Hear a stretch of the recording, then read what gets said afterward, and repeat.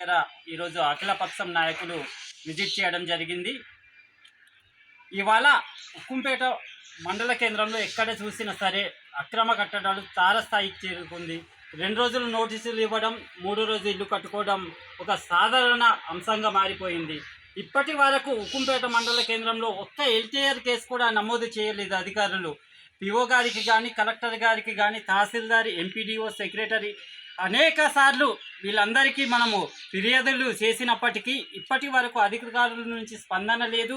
ఒక్క అక్రమ కట్టడం ఆపింది లేదు, ఒక్క ఎల్టీఆర్ కేసు నమోదు చేసింది లేదు.